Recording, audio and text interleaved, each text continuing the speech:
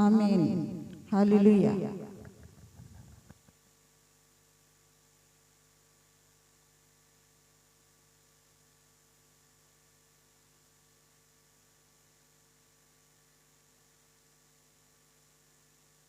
దేవుని మహాకృపను బట్టి మంచి సమయానికి వచ్చాం.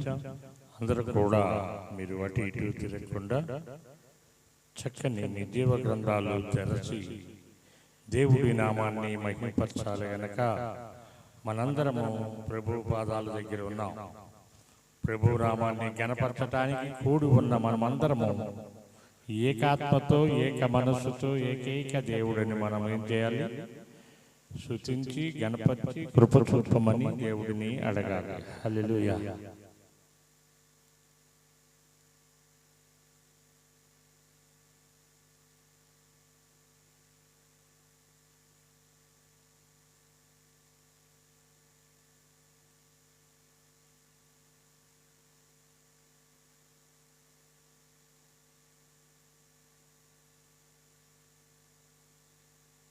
అందరూ కూడా మీ జీవ గ్రంథాలు తెరవండి.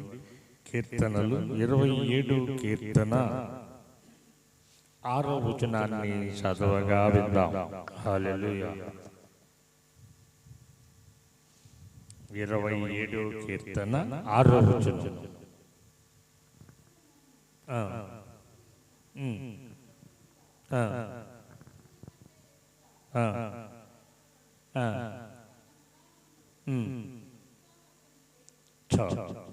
ఏం చేస్తారంట? ఉత్సాహధ్వని. మనం అది చేయించడానికి సిద్ధపడున్నాం, ప్రార్థన చేస్తున్నాం. తలలో ఉంచి ఏకీపించండి. పరిశుద్ధుడా, మహోన్నతుడా, జీవాధిపతి, జీవము కలిగిన మా యేసయ్య, నీ నామ సంకీర్తన చేయడానికి నిలబడుతున్న నన్ను నాయన నీ సిలువు చాటును మరుగుపరిచి నీ బిడ్డలతోనూ, లైవ్ ద్వారా చూస్తున్న బిడ్డలతోనూ, కూడి ఉన్న బిడ్డలతోనూ, ఈ పరిశుద్ధ ప్రాంత బిడ్డలతోనూ, రైస్ కాలనీ ప్రజలతో మీరే మాట్లాడి వారిని దీవించమని, వినగలిగిన చెవుని, గ్రహింపగలిగిన హృదయాన్ని దయచేయమని యేసు నామములో అడుగుతున్నాము తండ్రి. ఆమేన్, ఆమేన్. హల్లెలూయా.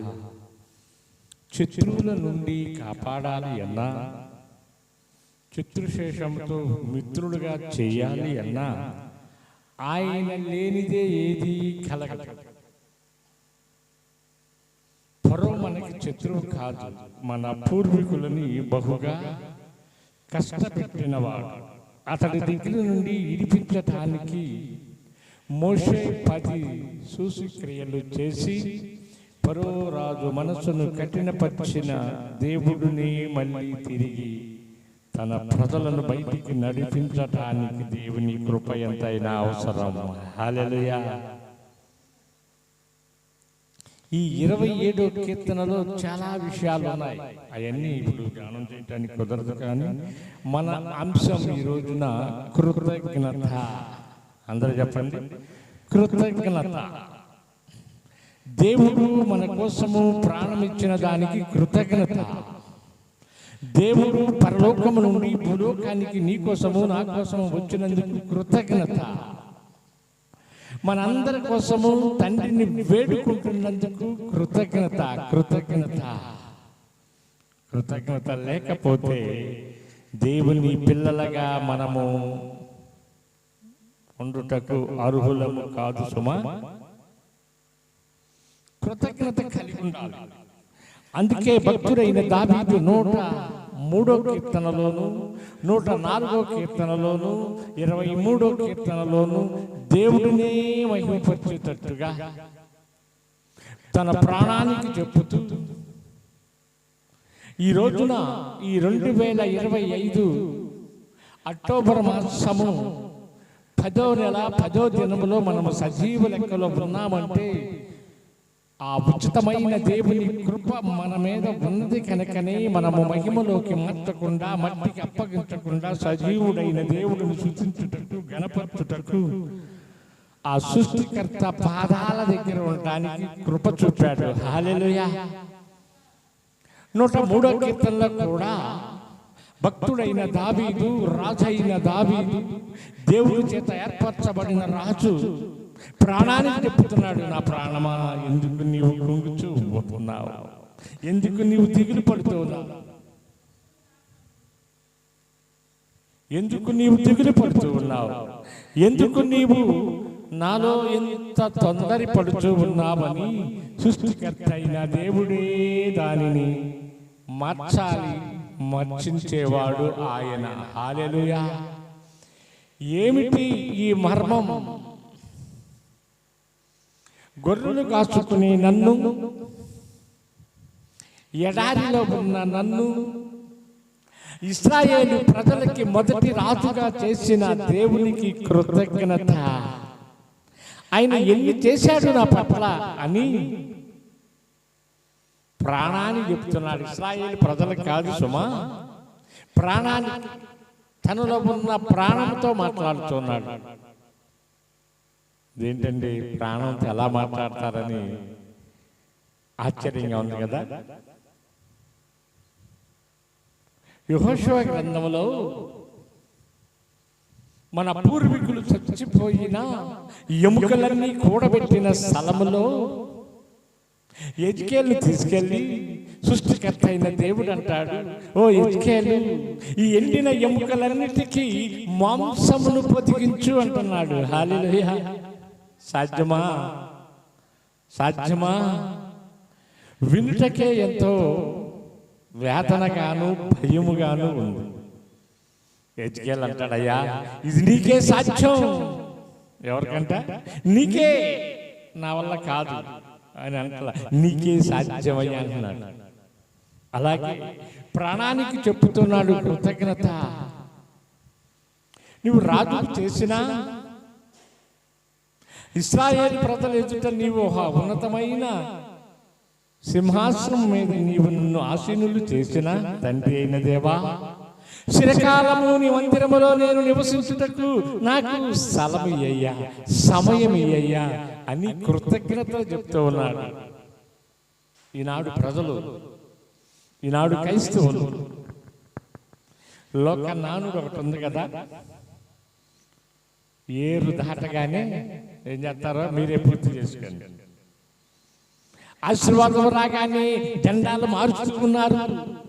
దేవుడి దీవెన రాగానే మనము దేవుడిని పక్కన పెట్టే స్థితిలోకి దిగిపోతూ ఉన్నాము. హల్లెలూయా. ఎంత దౌర్భాగ్య స్థితి. గాడిదల కోసం వెళ్ళిన సౌలుని ఇశ్రాయేలు ప్రజలకి మొదటి రాజుగా నియమించి ఒక రాజు సింహాసనం మీద పెడితే ఆయన మాటలని పక్కన పెట్టి ఆయన చెప్పినది చేయకుండా ఉన్నాడని, అతడు కృతజ్ఞత లేక ఉన్నాడని ఏం చేశాడు? పక్కన పెట్టాడు. మరొక ఆయనను గడ్డి మేపించాడంట. రాజులు గడ్డి మేస్తారా? ఎక్కడన్నా శ్రేష్టమైనది తింటారు. బలమైన ఆహారము, వారు కోరుకున్న ఆహారము, వారు ఏ మనసుకి ఏది కోరుకుంటే అది వారి సమక్షంలోకి వస్తూ ఉంది. ఏదైనా సరే అలాంటి రాజుని తీసుకెళ్ళి గడ్డిని తినిపించాడు. సౌలుని తీసుకెళ్ళి పక్కన పెట్టాడు. కృతజ్ఞత లేదు వీరికి, ఏమి లేదు కృతజ్ఞత. ఈ రోజున క్రైస్తవులమైన మనము కృతజ్ఞత కలిగి ఉండాలి అంటే సృష్టికర్త అయిన దేవుడు నీకేం చేశాడు, నీవేం చేశావు అని ఒక తీర్మానించుకోవాలి, పరిశోధించుకోవాలి. ఈ రోజున నేను, నా పిల్లలు, నా రక్త సంబంధికులు అందరూ కూడా క్షేమాభివృద్ధిగా ఉన్నామంటే ఆ నరకానికి అప్పగించకుండా ఆ పాప భూమిలో నుండి బయటికి నడిపించి విమోచించి ఆయన పరిశుద్ధమైన రక్తముతో మనందరినీ ఏం చేశాడు? కొన్నాడు. మేకల రక్తము, కోడిల రక్తము, గెద్దల రక్తము, అన్ని రక్తాలు పాపముతో కొన్నాయి కనుక నీ రక్తము నా రక్తము కూడా పాపములో ఉంది కనుక ఆయనే మేకారుడై గొర్రె పిల్లగా భూమి మీదకొచ్చి సర్వ మానవుల కోసము ఆయన విలువైన రక్తాన్ని చిందించి కొన్నాడు. ఈ కొన్న దేహంలో ఏం చేస్తున్నారో కొందరు తెలుసా? ఏం చేస్తున్నారు? నీ దేహం నీ సొత్తు కాదు. ఇది విలువైన రక్తంతో కొన్న పరిశుద్ధమైన గుడారము, ఆయనే నివసించాలి కనుక ఈ గుడారములో పొయ్యగోడని పోస్తూ ఉన్నారు, చెయ్యగోడని పనులు చేస్తూ ఈ దేహాన్ని అపవిత్రపరుచుతూ ఉన్నారు. హల్లెలూయా. ఏం చేస్తున్నారు? అపవిత్రపరుచుతున్నారు. ఒక రాజు యెహోవా పాత్రలో ద్రాక్షారసము పోసుకుని సేవించుతూ ఉన్నాడు. చెయ్యకూడని పనులు చేస్తూ ఉన్నప్పుడు దేవుని ఉగ్రత ఆయన మీదకి దిగి వచ్చింది. సుమా, మీరు కూడా ఈ పని చెయ్యొద్దంటే ఆ పని చేయటానికే వెళుతూ ఉన్నారు. దేవుని సన్నిధికి రండి, దేవుడిని నమ్ముకండి.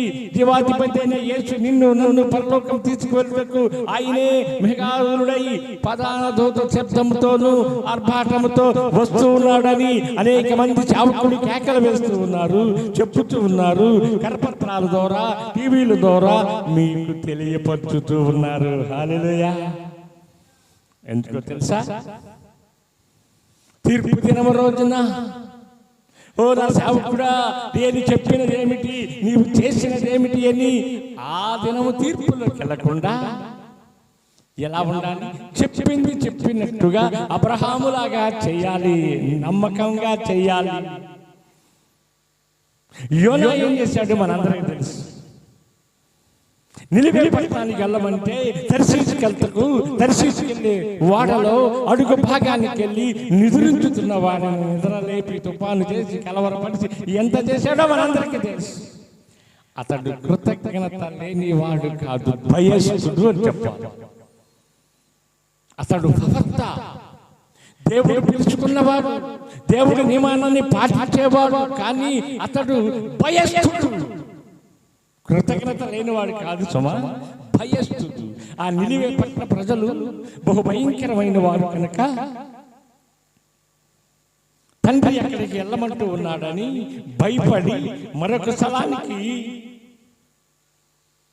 సిద్ధపడతాడే, కానీ కృతజ్ఞత కలిగిన వాడే, భయభక్తులు కలిగిన వాడే, దేవుడంటే భయం కలిగిన వాడు కనుకనే వాడవారందరూ చీట్లు వేసినప్పుడు యథార్థతను యథార్థంగా ఒప్పుకున్నాడు. హల్లెలూయా. అయ్యా, ఈ ఉగ్రత నా కోసమే, నా తండ్రి చెప్పినది నేను చెయ్యలేదు కనుక నన్ను ఎత్తి సముద్రములో పడవేయండి, మీరు క్షేమముగా వెళ్తారు. హల్లెలూయా. ఎంతమంది చెప్తారు ఈ మాట? హల్లెలూయా. ఎంతమంది చెప్తారు, ఎంతమంది ఒప్పుకుంటారు? నేను తప్పు చేశానయ్యా, చావుకుడిని దూషించా, చావుకురాల్ని దూషించా, ప్రభువా ప్రభువా నన్ను క్షమించు అని అడగగలిగిన వారు ఉన్నారా? వారి దేవునికి ఇష్టమైన బిడ్డలు. ఆయన విలువైన కొన్న ఈ శరీరములో, ఈ శరీర క్రియలతోనే మనము ప్రయాణం. శరీర క్రియలన్నీయో నాలో నశింపచేయుమయా,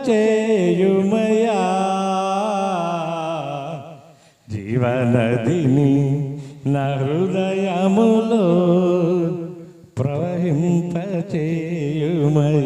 అని నీవు నోరారా దేవుడిని అడిగితే, దేవుడి దగ్గర మోకరించితే ఈ ఉపవాస దినములో నీ సమస్యలన్నీ పటాపంచలైపోతాయి. యేసు నామములో ఇప్పుడే వెళ్ళిపోతాయి. ఎప్పుడు శరీర క్రియలన్నీ నీవు లైవ్ చేయాలి.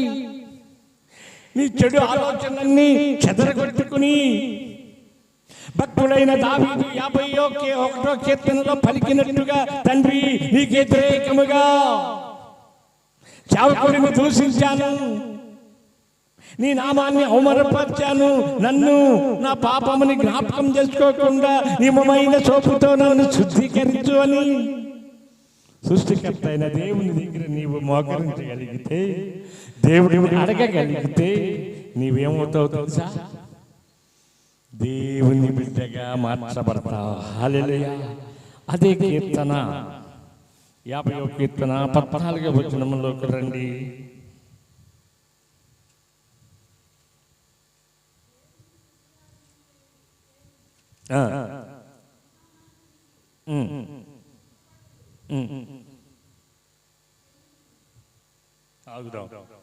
ఆగుదాం మొక్కబడి కాడ ఆగుదాం, తర్వాత చూస్తారు. ఇప్పుడు కొందరు ఆపద మొక్కలు మొక్కుంటారు. ఏ మొక్కులు? ఆపద మొక్కులు. అంటే ఆపద వచ్చినప్పుడు మొక్కుకునే మొక్కులు. నా బిడ్డ వివాహం అయితే నేను బాప్తిసం పొందుతానండి పాస్టర్.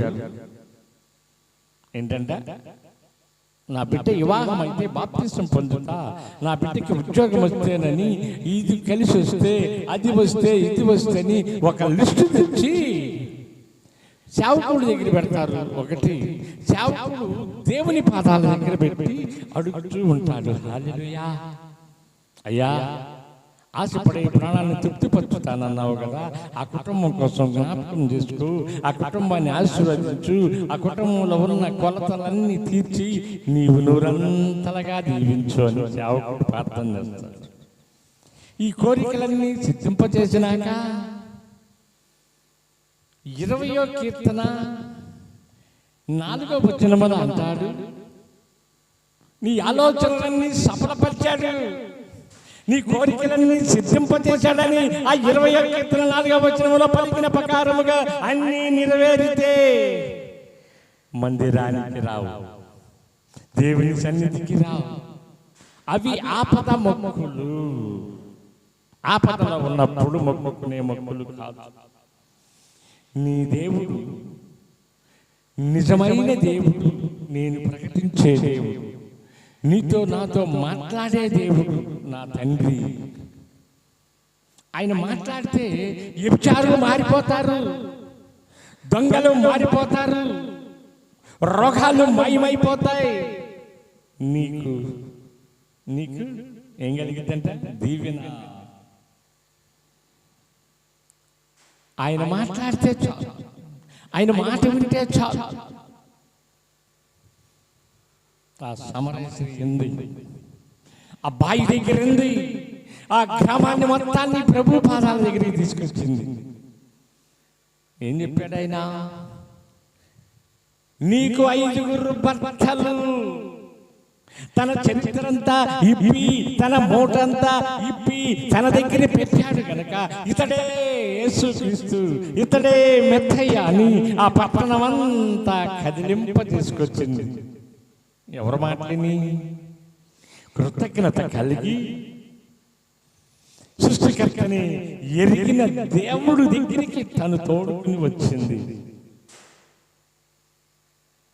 భక్తుడైన దావీదు నేను రాజవుతానని కలలో కూడా అనుకునుండడు. తన తండ్రి గాని, తన సహోదరులు గాని, తనతో స్నేహితులైనా కూడా. కానీ దేవుని చిత్తములో ఉంది. ఎక్కడా ఇది? 139వ కీర్తన 16వ వచనముగా తన తల్లి గర్భములో పిండముగా రూపురేఖలు రాకమునిపే సృష్టికర్త అయిన దేవుడు ఇశ్రాయేలు ప్రజలకి 2వ రాజుగా ముద్ర వేశాడు. ఎప్పుడు? తన తల్లి గర్భంలో ఉన్నప్పుడే ముద్ర వేశాడు కనుకనే అది నెరవేర్చుటకి, లేఖనాలు నెరవేర్చుటకు సృష్టికర్త అయిన దేవుడు అన్ని విషయాలలో తగ్గించుకుని తండ్రికి చిత్తముగా చేయుచూ వచ్చాడు. ఎందుకంటే మాట తప్పేవాడు కాదు నా దేవుడు, మడవ తిప్పేవాడు కాదు. నీవు పిలిస్తే పలకకుండా వెళ్ళేవాడు అంతకన్నా కాదు. దావీదు కుమారుడా నన్ను దాటిపోకయ్యా, నజరేతువాడా నన్ను విడిచిపోకయ్యా.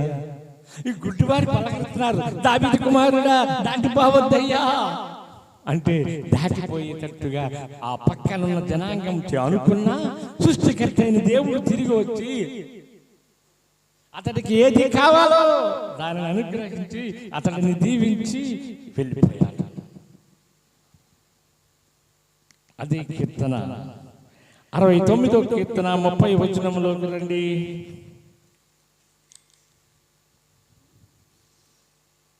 69వ కీర్తన 30వ వచనం.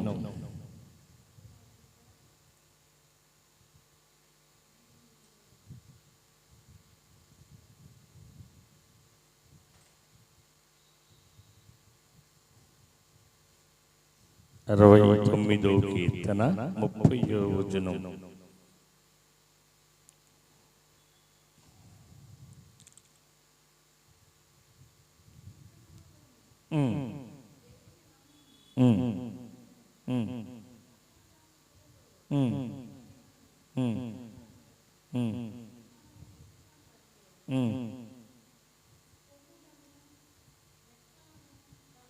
చాలు చాలు చాలు 30 కీర్తన.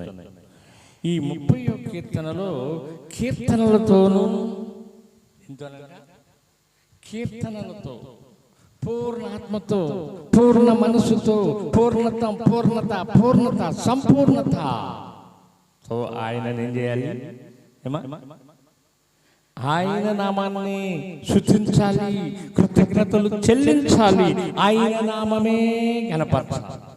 మరొక నామాన్ని గణపరచకూడదు, మరొక దానికి నీవు సాగిలి పెట్టకూడదు, మరొక దానికి నమస్కరించకూడదు అని నిర్గమకాండములోనే చెప్పాడు. నేనే దేవుడును, మిమ్మల్ని పోషించేవాడిని, పగల ఎండ దెబ్బ తగలకుండా మేఘ స్తంభముగా ఉన్నవాడు ఆయనే, రాత్రి అగ్ని స్తంభముగా ఉండి నిన్ను నడిపించిన వాడు ఆయనే, నీ బట్టలు మాయకుండా, నీ చెప్పులు వారు తెగకుండా నిన్ను క్షేమముగా నడిపించి కాపాడి పోషించిన వాడు ఆయనే. హల్లెలూయా.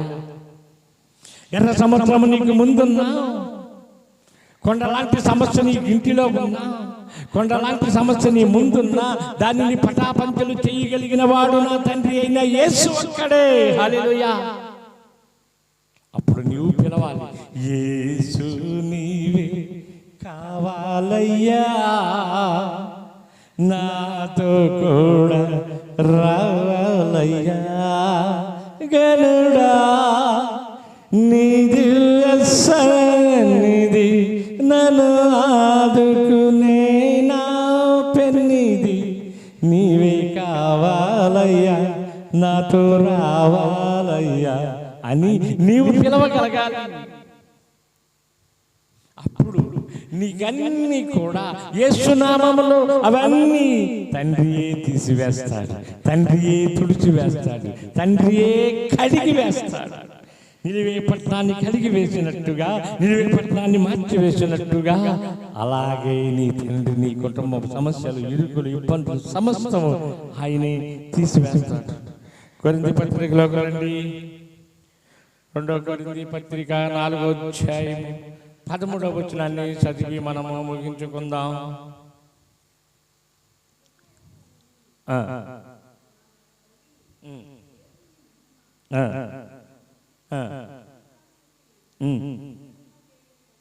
హల్లెలూయా. ఎవరి కొరకు? మీ కొరకు సిద్ధపరిచి మన అందరి కొరకు తండ్రిని వేడుకుంటూ, తండ్రి అయిన అబ్రహాముకి అవ్వ తల్లికి ఒక తోటని నియమించి ఇవన్నీ నీకోసమే సిద్ధపరిచానని ఆది కాండములో మాట్లాడిన మాటలని ఈనాటికి మనకి దాటిని స్వతంత్రించుకోవటానికి, వాటిని స్వీకరించుకోవటానికి, వాటిని అలంకరించుకోవటానికి, వాటిని పొందుకోవటానికి ఫుల్ పర్మిషన్ ఇచ్చేశాడు. హల్లెలూయా. నీవెలా ఉంటే తెలుసా? కృతజ్ఞత కలిగి ఉండాలి. నా దేవుడు నా కోసము ఆకాశము నుండి దిగివచ్చి ఆయన విలువైన రక్తాన్ని చిందించి 3 మేకులకి వేలాడి నేను తినవలసిన దెబ్బలు, నేను పొందవలసిన నిందలు, ఒకటి 40 కోట్ల దెబ్బలు నా తండ్రి తిన్నాడు. తండ్రి నీకు వందనాలయ్యా. అయ్యా, నా ముఖం మీద ఉమ్ము వేపించుకోవాల్సిన నేను నీవే పెట్టుకున్నావా తండ్రి అని నీవు కృతజ్ఞతలు చెప్పగలవా? ప్రభువా, ఏ తప్పు చేయని నీవు, ఏ చెడు కనిపించని నీవు నా కోసము ఆ శిలువ మానులో 3 మేకులకి ఆ ఎర్రటి అగ్గిలో ఎండలో వేలాడేవా ప్రభువా, నీకు వందనాలయ్యా అని చెప్పే మనసు నీకుంటే నీవు దీవించబడతావు సుమా. ఇది నా కోసమే నా తండ్రి వచ్చాడు, ఆ మహిమశాలాన్ని విడిచి నా తండ్రి నా కోసమే వచ్చాడని నీవు పరిశోధించుకుని, నిరీక్షించుకుని నీ కుటుంబం ఆయన తట్టు తిప్పితే ఆయన నీ తట్టు తిప్పుతాడు. దేవుడి చిన్న మాటలు దీవించునుగాక. ప్రార్థన చేసుకుందాం. మోకరించండి. పరిశుద్ధుడా, మహోన్నతుడా, జీవాధిపతి, జీవము కలిగిన మా యేసయ్య, నీకు వందనాలు, స్తోత్రాలు తండ్రి. ఇప్పటి వరకు మీరు మాట్లాడిన మాటలు, మీరు వేసిన విత్తనములు, మీరు వేసిన మొలకలు ఇవి సిగిరించి ఫలించి కృప దయచేయండి. నీ బిడ్డలందరూ కూడా కృతజ్ఞత కలిగి నీ బిడ్డలు మలుచుకుని మార్చుకుని వారి హృదయాలు నీ తట్టు తిరిగి వారి ఆలోచన యావత్తు నీకు సమర్పించుకుని వారికి కలిగినవన్నీ 30దంతులుగా 60దంతులుగా 100దంతులుగా దీవించమని యేసు నామములో అడుగుతున్నాము తండ్రి. ఆమేన్, ఆమేన్. తండ్రి అని దేవుని దీవెన, తన కుమారుడైన యేసుక్రీస్తు కృపా, పరిశుద్ధాత్మ సావాసము సన్నిధి మనకి సకల పరిశుద్ధులకు సదా తోడైండి కాపాడి నడిపించును గాక. ఆమేన్, ఆమేన్. మీ అందరికీ వందనాలు. ఒకరికొకరు వందనాలు.